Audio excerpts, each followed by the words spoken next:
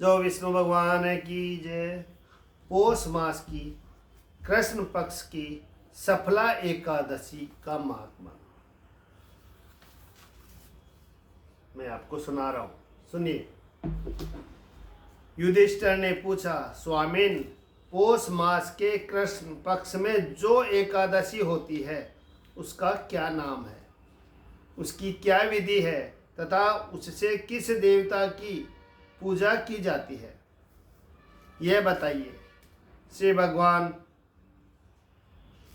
श्री कृष्ण जी ने कहा कि राजेंद्र, बतलाता हूँ, सुनो।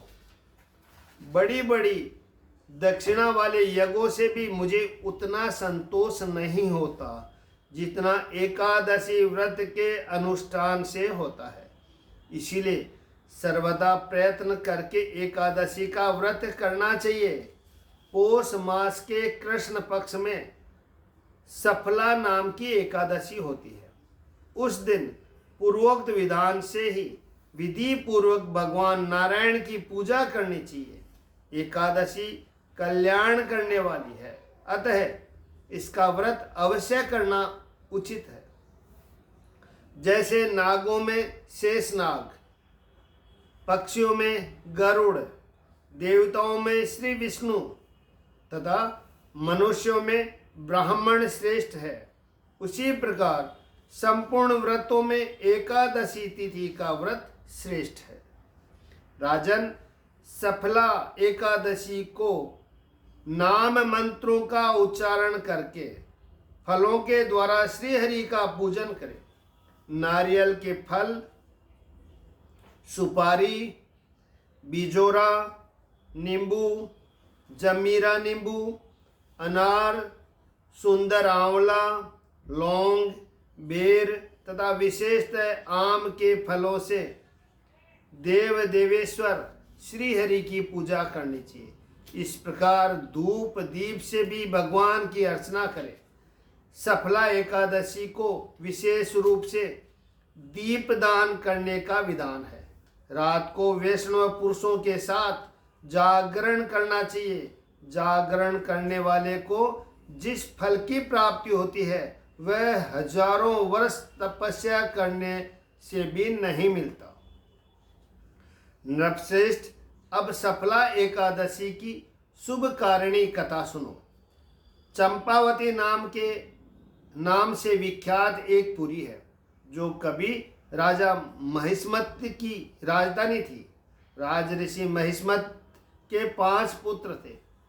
उनमें जो ज्येष्ठ था वह सदा पाप कर्म में ही लगा रहता था, पर स्त्रीगामी और वेश्यासक्त था। उसने पिता के धन को पाप कर्म में ही खर्च किया। वह सदा दुराचार परायण तथा ब्राह्मणों का निंदक था। वैष्णव और देवताओं की भी हमेशा निंदा किया करता था।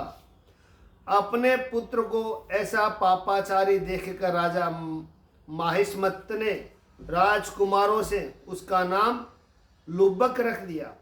फिर पिता और भाइयों ने मिलकर उसे राज्य से बाहर निकाल दिया। लुब्बक उस नगर से निकलकर गहन वन में चला गया। वहीं रहकर उस पापी ने प्राय समूचे नगर का धन लूट लिया। एक दिन जब वह चोरी करने के लिए नगर में आया तो रात में पहरा देने वाले सिपाहियों ने उसे पकड़ लिया। किंतु जब उसने अपने को राजा महिष्मत का पुत्र बतलाया तो सिपाहियों ने उसे छोड़ दिया। फिर वह पापी वन में लौट आया और प्रतिदिन मांस और वृक्षों के फल खाकर जीवन निर्वाह करने लगा। उस दुष्ट का विश्राम स्थान पीपल वृक्ष के निकट था। वहाँ बहुत वर्षों का पुराना पीपल का वृक्ष था। उस वन में वह वृक्ष एक महान देवता माना जाता था। पाप बुद्धि लुब्बक वहीं निवास करता था। बहुत दिनों के पश्चात एक दिन किसी संचित पुण्य के प्रभाव से उसके द्वारा एकादशी के व्रत का पालन हो गया। पौष मास में कृष्ण पक्ष की 10वीं के दिन पापिष्ट लुब्बक ने वृक्षों के फल खाए और वस्त्रहीन होने के कारण रात भर जाड़े का कष्ट भोगा। उस समय न तो उसे नींद आई और न आराम ही मिला। वह निष्प्राण सा हो रहा था। सूर्योदय होने पर भी उस पापी को होश नहीं हुआ। सफला एकादशी के दिन भी लुबक बेहोश पड़ा रहा। दोपहर होने पर उसे चेतना प्राप्त हुई। फिर इधर उधर दृष्टि डालकर वह आसन से उठा और लंगड़े की भांति पैरों से बार बार लड़खड़ाता हुआ वन के भीतर गया। वह भूख से दुर्बल और पीड़ित हो रहा था। राजन, उस समय लुबक बहुत से फल लेकर जो ही विश्राम स्थान पर लौटा, तो ही सूर्यदेव अस्त हो गए। तब उसने वृक्ष की जड़ में बहुत से फल निवेदन करते हुए कहा, इन फलों से लक्ष्मीपति भगवान विष्णु संतुष्ट हो। यूं कहकर लुबक ने रात भर नींद नहीं ली। इस प्रकार अनायास ही उसने इस व्रत का पालन कर लिया। उस समय सहसा आकाशवाणी हुई, राजकुमार, तुम सफला एकादशी के प्रसाद से राज्य और पुत्र प्राप्त करोगे। बहुत अच्छा कहकर उसने वह वरदान स्वीकार किया। इसके बाद उसका रूप दिव्य हो गया।